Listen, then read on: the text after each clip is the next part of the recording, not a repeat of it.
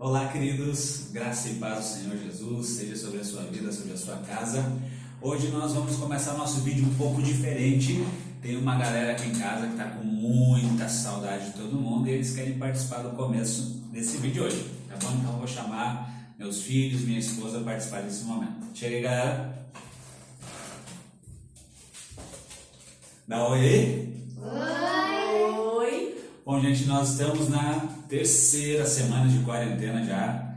Estamos com muita saudade de todos, de estarmos juntos, nos reunirmos, para conversarmos, cultuarmos a Deus. E por isso a gente está aqui, os meninos, a Márcia, para mandarem um alô, darem um abraço, matarem a saudade um pouquinho. Para você que vai assistir esse vídeo e ainda não conhece, esse é o Azaf. Dá oi, Azaf. Esse é o Pedro. E essa é minha linda esposa, Márcia. Oi! Quem quer dar um recadinho? Quem Vai, primeiro? Azaf. Vai, Azaf primeiro, dá um recado, Azaf. Tomara que o coronavírus acabe, a quarentena também, né? Que os médicos consigam achar uma cura e que a gente possa voltar a ter os cultos normais. Aê. Gosto muito de vocês. Isso aí, agora o Pedro. Recadinho, Pedro?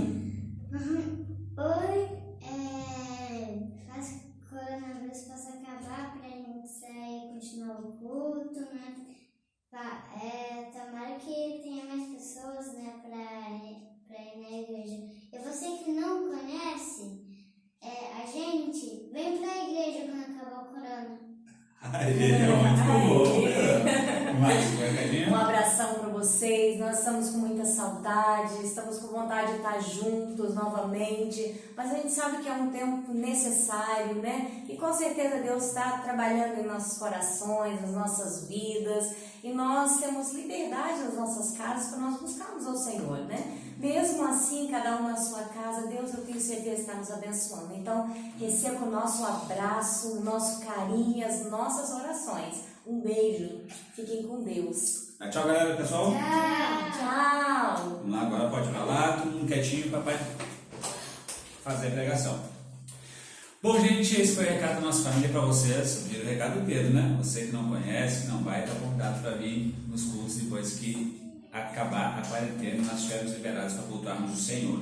Nós vamos fazer uma reflexão hoje na Palavra de Deus, na carta de Paulo aos Filipenses, no capítulo de número 4, versículo 11 ao 13, que diz o seguinte: porque aprendi a viver contente em toda e qualquer situação, tanto sei estar humilhado como também ser honrado, de tudo e em todas as circunstâncias. Já tenho experiência, tanto de fartura como de fome, assim de abundância como de escassez. Tudo posso naquele que me fortalece.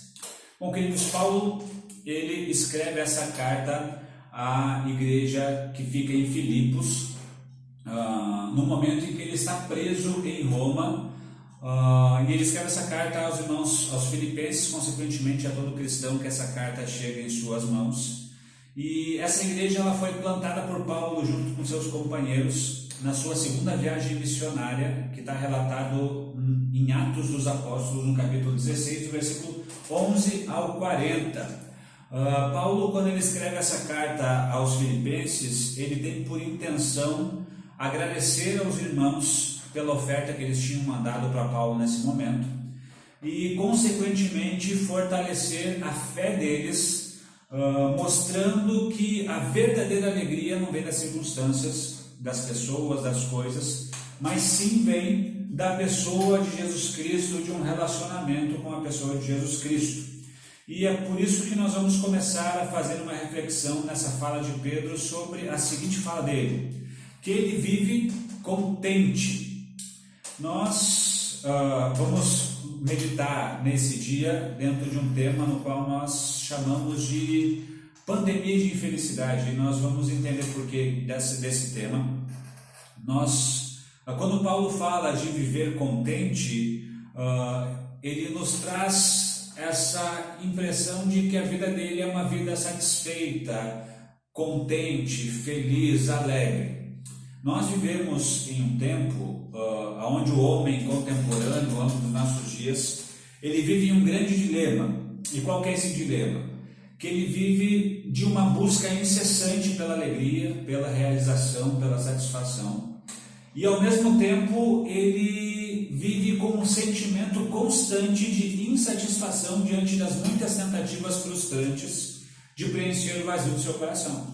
Então o homem contemporâneo ele vive nesse dilema de uma busca incessante pela alegria e ao mesmo tempo uma frustração constante por não conseguir preencher o vazio do seu coração, ou seja, ele busca a alegria em uma pessoa, mas depois de um tempo essa alegria vai embora. Ele busca essa alegria em um carro, em um bem, no dinheiro, na fama, em várias coisas, mas após conseguir isso, ele se sente frustrado por causa que novamente o seu coração está vazio e ele novamente não está contente nem satisfeito. Isso é algo comum em nossos dias, mas não somente nos nossos dias. Eu quero citar a fala de um filósofo grego chamado Platão, que viveu mais ou menos em 400 a.C., e a fala dele é a seguinte: o nosso espírito é uma caverna e o que falta ao homem é a eternidade. Os indivíduos são seres vazios, vivem na busca de preencher seu mundo interior com algum entretenimento ou com algum objeto. Todo o seu sentido interno se expressa pelo sensível e pelo concreto, e eles buscam preencher a sua interioridade com todo tipo de banalidade. Ou seja, Platão, mais ou menos 400 anos antes de Cristo, ele já vem falando que o ser humano, o indivíduo, ele é um ser vazio e que busca constantemente preencher esse vazio com entretenimento, com objetos, com todo tipo de banalidade.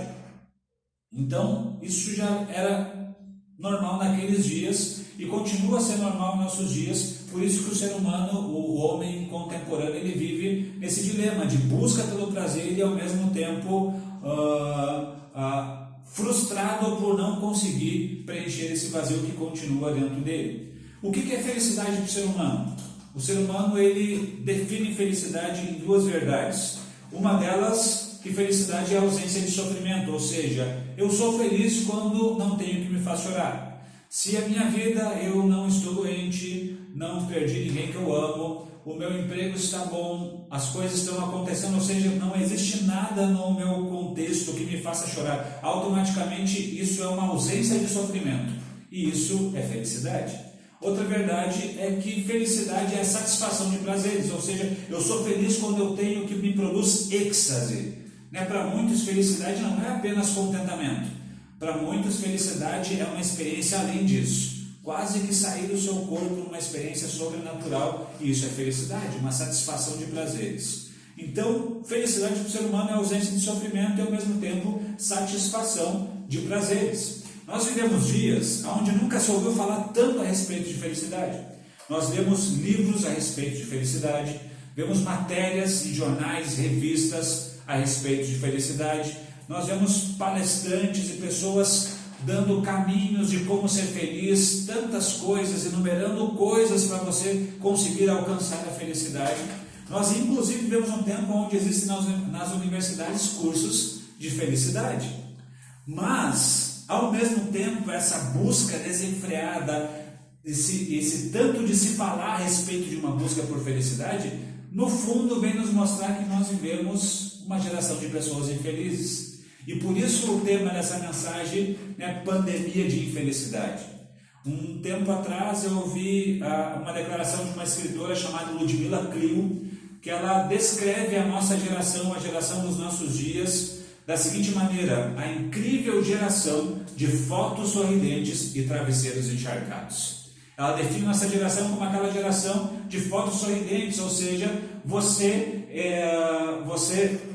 entra nas redes sociais, Facebook, Instagram, e você percebe as pessoas felizes, em lugares felizes, em comemorações felizes, com um sorriso no rosto, ou seja, uma geração de fotos sorridentes. Mas quando essas pessoas estão no íntimo, sozinhas, com o rosto no travesseiro, com a cabeça deitada no travesseiro, os travesseiros estão encharcados de choro, porque na verdade são infelizes.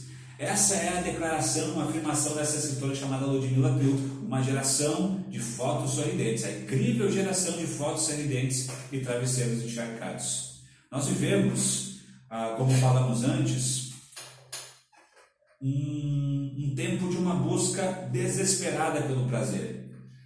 E mas a grande questão é onde mora esse prazer, né? Nós vivemos um tempo de uma busca desenfreada pelo prazer e precisamos nos questionar aonde está esse prazer, aonde nós precisamos buscar esse prazer. Será que nós encontramos esse prazer em coisas externas? No dinheiro, no sucesso, no sexo, na diversão, em coisas a serem adquiridas, em posições que nós podemos chegar? Será que nós encontramos felicidade nessas coisas?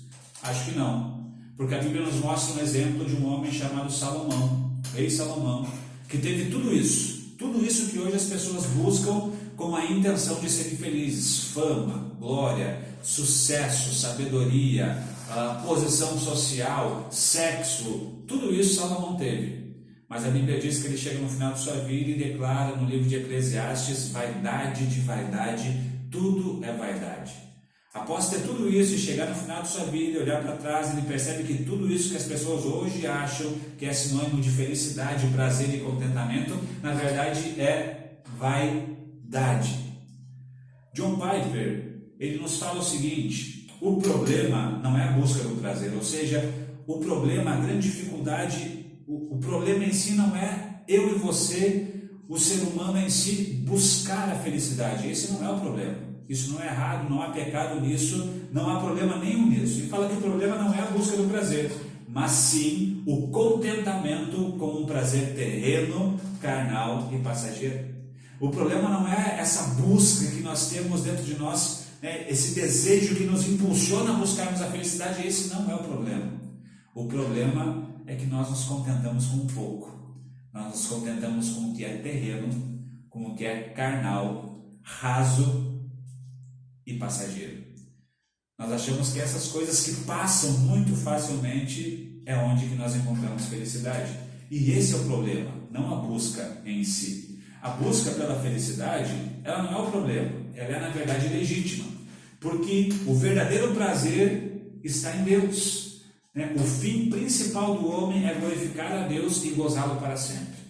Ou seja, esse anseio por sermos felizes que há dentro do nosso coração, no nosso íntimo, na verdade deve ser um trampolim que nos impulsiona a buscarmos a felicidade de fato, mas não em coisas terrenas e passageiras, como o Piper fala, e sim na pessoa de Deus. Agostinho nos fala o seguinte: Senhor, Tu nos criastes para Ti, e a nossa alma não encontrará descanso até se repousar em Ti. Olha que tremendo que ele fala. Agostinho declara: Senhor, o Senhor nos criaste para o Senhor, e nós só encontramos satisfação, descanso, contentamento quando nós repousamos em Ti. Agostinho está declarando que a verdadeira felicidade só se encontra quando nós estamos na pessoa de Deus, na pessoa de Cristo Jesus. É ali que nós encontramos a satisfação plena, é ali que nós encontramos a verdadeira felicidade.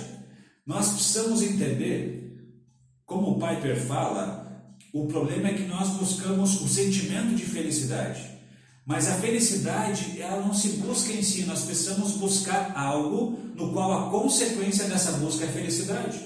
Nós precisamos buscar a coisa certa, a pessoa certa, a situação certa, para que após buscar isso, a felicidade se torne uma consequência de buscarmos isso. Olha o que Jesus fala no Evangelho de Mateus, capítulo 6, versículo 33. Buscai, pois, em primeiro lugar o seu reino e a sua justiça, e todas estas coisas vos serão acrescentadas. Jesus está dizendo que quando nós buscamos em primeiro lugar o seu reino e a sua justiça, ou seja, quando nós passamos a buscar em primeiro lugar, acima de tudo, acima de dinheiro, fama, prazer, buscar a Jesus Cristo de Nazaré, todo o restante é acrescentado.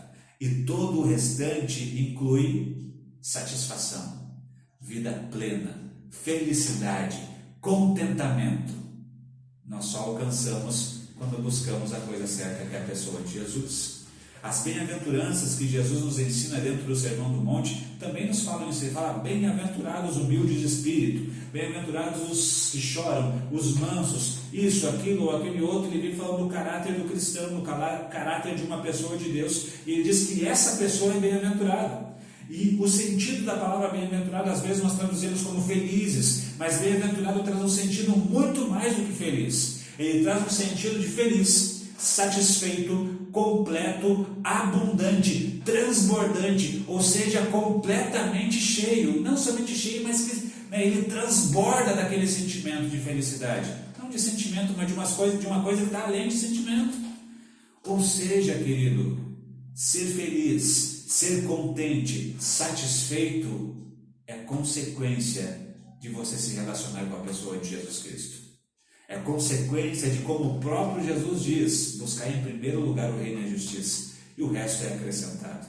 Não busque apenas ser feliz, não se contente com aquilo que é raso e passageiro, como o Piper fala, mas busque aquilo que Agostinho diz: Deus nos criou para Ele, e só vamos descansar e sermos contentes e satisfeitos quando descansarmos nele. A verdadeira felicidade, ela é cristocêntrica, ou seja, ela tem Jesus como centro. Ela tem Jesus como objetivo, ela tem Jesus como final em si, ela tem Jesus como principal foco e centro de nossa vida. Aí sim, nós podemos declarar como Paulo declara: eu vivo contente, porque eu vivo contente, porque eu vivo em Cristo, independente das coisas que acontecem ao meu redor. E daí eu chego na segunda fala de Paulo, que nós vamos estudar. Paulo diz que ele vive contente em toda e qualquer situação. A felicidade que é cristocêntrica, ela não está interferida pelas circunstâncias ao seu redor. Lembra que quando nós falamos a definição do que é felicidade para o ser humano, uma das afirmações é que felicidade é ausência de sofrimento. Mas, na verdade, a felicidade que é cristocêntrica, ela também é ultra circunstancial, e é isso que Paulo está falando.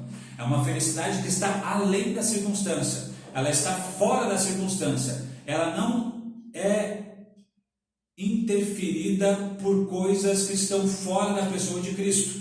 Ou seja, ela não é isso que Paulo está querendo nos dizer. O exemplo, não se esqueça que Paulo está escrevendo essa carta aos Filipenses dentro de uma cadeia.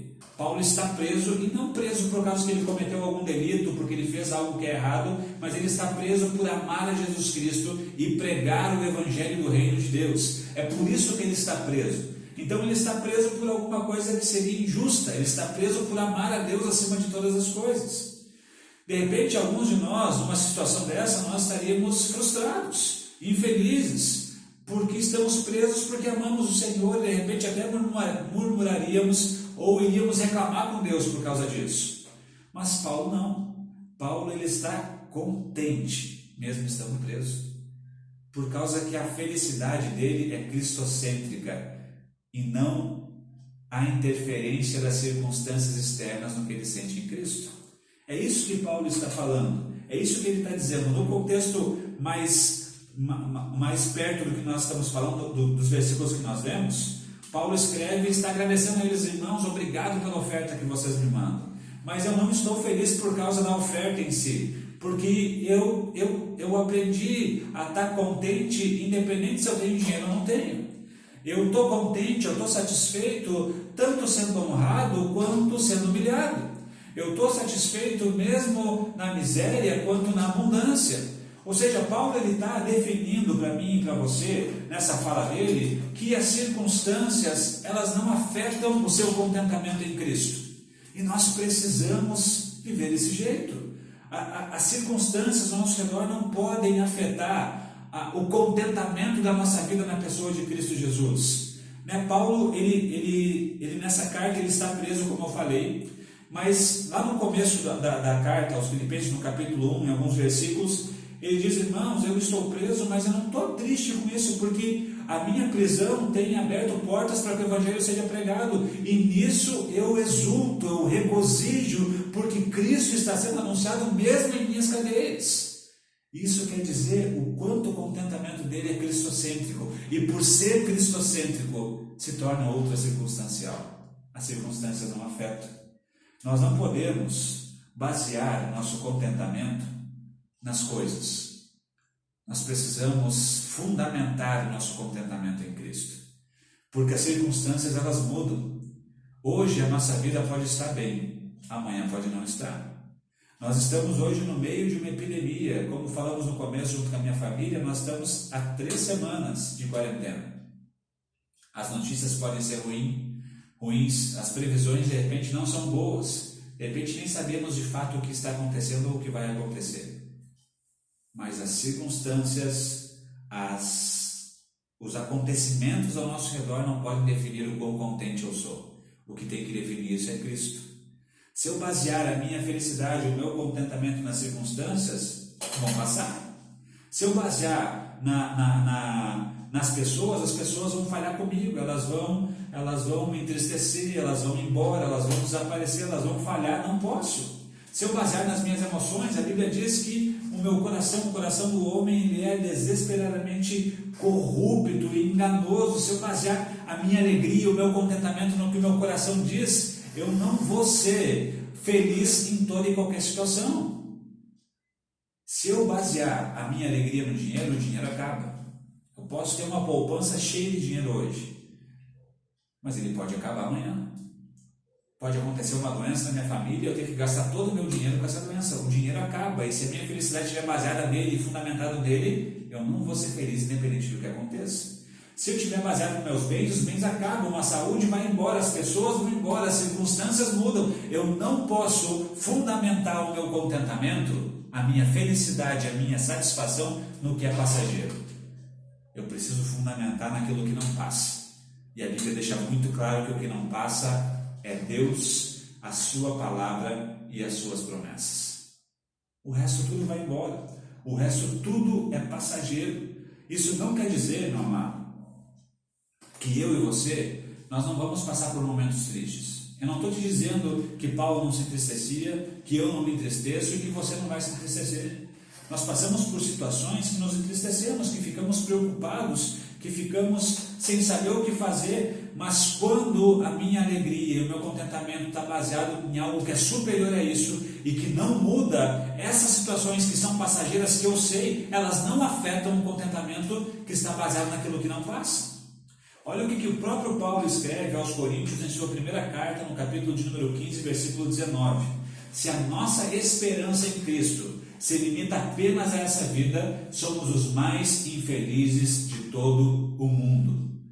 Olha o que Paulo está falando. Se a nossa esperança ela está limitada às coisas terrenas, às coisas que passam, lembra o que Piper fala? O problema não está na busca pelo prazer, mas o contentamento naquilo que é passageiro. Quando Paulo está dizendo a mesma coisa, quando eu me contento, a minha esperança, a minha satisfação está no que é terreno e passageiro, eu sou o mais infeliz homem desse mundo. Paulo fala isso aos Coríntios porque a nossa esperança deve estar naquilo que não passa, deve estar naquilo que não acaba, deve estar naquilo que permanece para sempre. Deus não muda, querido. Você pode ter certeza disso. A sua palavra não passa. Você pode ter certeza disso. E aquilo que Deus prometeu para mim e para você vai se cumprir por causa que é a palavra de Deus. E nosso contentamento precisa estar firmado nessas coisas. Quando estiver firmado nisso, se torna ultra circunstancial. E daí nós podemos afirmar como Paulo afirma: eu vivo contente em toda e qualquer situação. Não permita que as circunstâncias afetem o seu contentamento. Não permitam que as circunstâncias afetem a sua satisfação. Seja satisfeito em Cristo. Seja pleno em Cristo. Seja feliz em Cristo. E não permita que nada afete o seu contentamento na pessoa de Jesus. Para a gente terminar, eu quero falar para você, Paulo, antes de falar que ele vive contente em toda e qualquer situação, ele fala que ele aprendeu a viver contente em toda e qualquer situação. E essa fala de Paulo é interessante, porque Paulo deixa bem claro que ele não sabia viver assim. Se ele aprende a viver assim, é porque antes ele não sabia.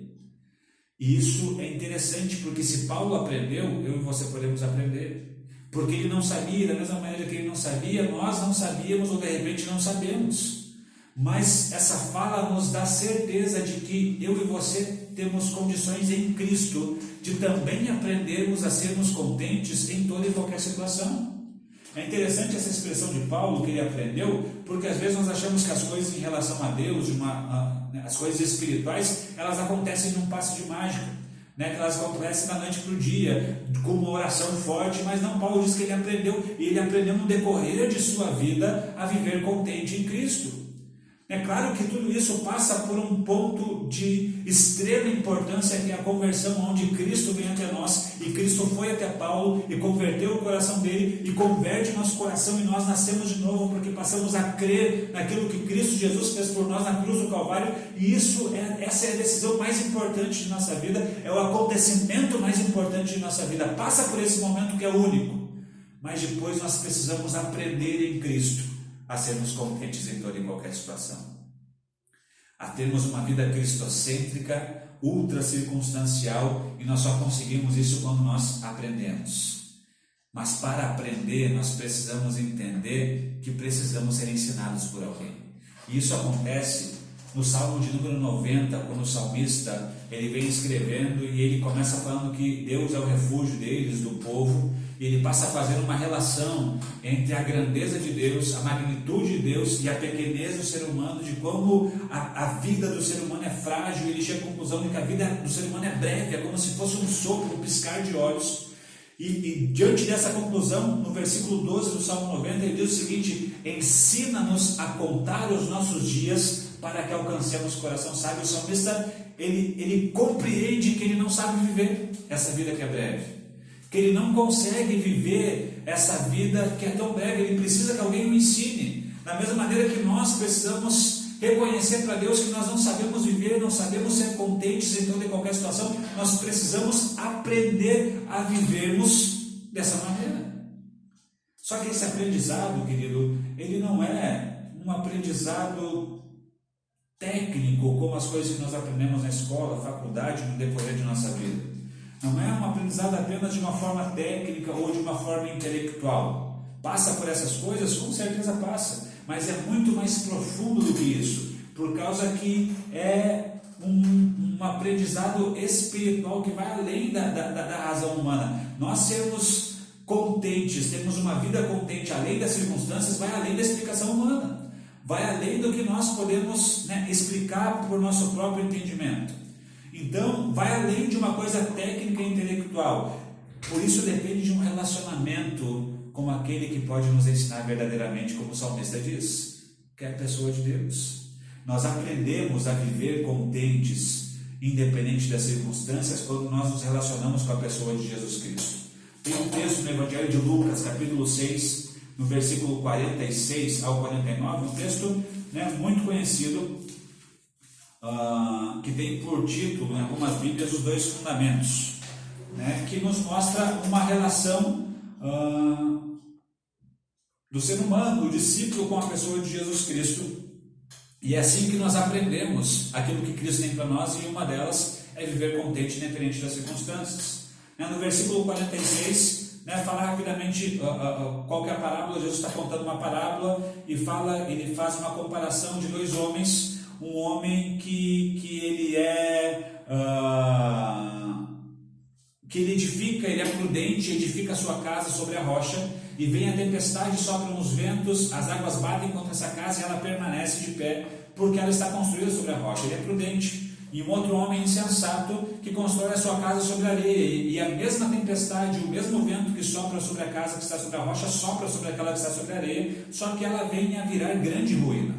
E no versículo 46, Jesus fala o seguinte: por que me chamais Senhor, Senhor, e não fazeis o que eu vos mando? Essa relação que nos faz aprender a vivermos contentes em toda e qualquer situação, é uma relação de obediência nossa para com a pessoa de Jesus. É uma relação de obediência com aquele que pode nos ensinar a vivermos essa vida do jeito que Paulo aprendeu a viver, a sermos contentes de fato. Então não tem como eu aprender sem obedecer. Não tem como, e isso é interessante porque todo mundo que lida com essa situação de aprendizado, de ensino, concorda que nós só aprendemos quando nós colocamos em prática aquilo que está no nosso intelecto, aquilo que nos foi ensinado. Então o que acontece? No versículo 47 dessa parábola, eu quero ler e você presta atenção no que eu estou lendo. Todo aquele que vem a mim e ouve as minhas palavras e as pratica, eu vos mostrarei a quem é semelhante. Aqui nós precisamos prestar atenção nos verbos que Jesus usa, porque nos mostra como que nós aprendemos aquilo que Jesus quer nos ensinar, que nesse caso é ser contente em toda e qualquer situação. Jesus usa 3 verbos. Um deles ele fala o seguinte, que é o vem, ele fala todo aquele que vem a mim. O processo de aprendizado, nós precisamos ir até Jesus. E às vezes nós vamos até Jesus de várias maneiras, por vários motivos. Vamos porque entendemos a nossa necessidade, que somos pecadores e precisamos de Cristo, que alguém nos salve. Às vezes vamos por um outro interesse, vamos porque queremos algo, né? Mas o processo de aprendizado, ele passa por esse ir até Jesus, ou seja, todo aquele que vem até mim. E daí ele fala outra coisa, aquele que vem a mim e ouve as minhas palavras. O processo de aprendizado vem pelo vem até Jesus e ouve a palavra de Deus. Muitos vão até Jesus, mas nem todos ouvem aquilo que Jesus está falando. Nós aprendemos quando nós vamos até Cristo e ouvimos a palavra dele, ouvimos aquilo que tem sido ensinado, ouvimos essa reflexão, essa palavra, ouvimos aquilo que a Bíblia nos diz. Nós vamos até Cristo, mas não apenas vamos com algum interesse, nós vamos e ouvimos aquilo que ele tem para nos ensinar. E daí Jesus chega no final e fala: vem até mim, ouve as minhas palavras e as pratica, eu vos mostrarei a quem semelhante. Ou seja, nós aprendemos aquilo que Cristo tem para nos ensinar, e é o que Paulo viveu e aprendeu a viver contente em toda e qualquer situação. Quando nós vamos até Cristo, ouvimos o que ele tem nos ensinar e praticamos aquilo que ele tem nos ensinado. Nós não podemos só ir, e ouvir, ou às vezes nem ouvir. Às vezes nós ouvimos e não colocamos em prática. Nós precisamos sim ir, ouvir e praticar aquilo que Jesus tem nos ensinado. E isso é interessante, porque quando nós vamos, ouvimos e praticamos, Jesus diz que a pessoa que vive isso, ela é semelhante a um homem que, edificado uma casa, cavou, abriu profunda vala e lançou o alicerce sobre a rocha. E vindo a enchente, arrojou-se o rio contra aquela casa e não a pôde abalar, por ter sido bem construído. Aquele que aprende com Cristo, indo, ouvindo e praticando, ele é como uma casa construída sobre a rocha. As circunstâncias vêm, mas essa casa permanece de pé, porque ela é uma casa que está além das circunstâncias. Ela é uma casa que é construída sobre a rocha, ou seja, ela é cristocêntrica. Ela é uma vida que é contente porque é firmada sobre a rocha, e por ser firmada sobre a rocha, aquilo que é circunstancial não afeta o seu fundamento. E ela é contente independente do que esteja acontecendo. Mas aquele que não vai, ouve e pratica, Jesus fala que ele é semelhante a um homem que edificou uma casa sobre a terra sem alicerces, e arrojando-se o rio contra ela, logo desabou, e aconteceu que foi grande a ruína daquela casa. Aquele que não aprende com Cristo, que não vai, ou de repente vai, mas não ouve, ou até vai e ouve, mas não pratica, ou seja, não aprendeu. E quando ele não aprende, as mesmas circunstâncias que vão contra a casa daquele que aprendeu, vêm sobre a casa, ou seja, sobre a vida daquele que não aprendeu. E por ele não estar firmado sobre a rocha, mas sim sobre a areia, sobre algo que é movediço, que é passageiro. Lembra o que Piper fala, que nós não podemos nos contentarmos com aquilo que é passageiro, mas essa casa está firmada sobre o que é passageiro. Então aquilo que é circunstancial vem sobre essa casa, sobre essa vida e a derruba, e faz com que vire grande ruína. Queridos, nós precisamos permitir que Cristo nos ensine a vivermos contente. E Ele nos ensina a vivermos contente quando nós firmamos a nossa vida e o nosso contentamento e satisfação na pessoa de Cristo. Daí as circunstâncias não nos afetam. Elas não têm poder sobre nós. Amém, queridos? Aprenda isso. Vá até Cristo. Vá até Jesus. Vá até Deus na pessoa de Jesus. Creia no que Ele fez por você. Ouça a pregação do Evangelho. Às vezes nós ouvimos a pregação do Evangelho, mas há uma luta para nós colocarmos em prática, e essa luta é por causa da nossa natureza humana, ou seja, o que Cristo me ensina, a sua palavra me ensina, o meu coração quer algo diferente, então eu prefiro ficar com o meu coração diz, mas lembre-se que o coração é enganoso e desesperadamente corrupto. Às vezes nós ouvimos o que Cristo está nos dizendo, mas a cultura, o meio que nós vivemos, diz uma coisa completamente diferente do que Jesus está nos dizendo, e de fato é assim. Mas nós precisamos ficar com o que aquele que de fato pode nos ensinar está nos dizendo. E daí nós aprendemos de fato. E quando nós aprendemos de fato, nós podemos declarar como Paulo diz: aprendi a viver contente em toda e qualquer situação. Lembre-se que a circunstância que vem sobre a casa daquele que está firmado sobre a rocha é a mesma circunstância que vem sobre a casa daquele que está firmado sobre a areia. Mas o que está firmado sobre Cristo não cai. E o que está firmado sobre a areia vira grande ruína. Amém, querido? Guarde isso no seu coração. Eu quero que você reflita em 3 perguntas que eu vou deixar para você antes de encerrar essa reflexão. Primeira delas, você é feliz em toda e qualquer situação? Pense nisso. Pense isso no decorrer da semana, durante essa quarentena. Pense se de fato você é feliz independente das circunstâncias. Segunda pergunta, em que está firmado o seu contentamento? No que é passageiro? Você tem se contentado com aquilo que é raso, pequeno e que acaba? Ou você está contente em Cristo, satisfeito no que Jesus fez para você e no que Ele prometeu que vai fazer por você, que é a salvação e a eternidade nele? No que está firmado o seu contentamento? E terceiro e último, em que nível de relação você está com Deus? Em que nível de relação você está com Jesus? Em que nível de aprendizado você está com Jesus? Você nem foi até Ele? Ou você já foi? Você foi e está ouvindo ou você não está ouvindo? Você foi e está ouvindo e tem praticado o que Jesus fez? O que Jesus tem te ensinado? Pense, reflita nessas 3 perguntas ao longo desses dias e deixe Deus ministrar o seu coração e ensinar você a ser contente em toda e qualquer situação. Quero orar pela sua vida, quero pedir que você feche seus olhos, que eu quero orar por nós. Deus, em nome de Jesus Cristo, nós oramos ao Senhor e, Deus, colocamos a nossa vida diante do Senhor. Vivemos em um tempo no qual, Deus, a infelicidade é muito grande, há uma pandemia de infelicidade nos nossos dias, Deus. As pessoas buscam desesperadamente serem felizes. E o problema não está nessa busca, mas está em se contentar com aquilo que é pequeno, raso e passageiro, Deus.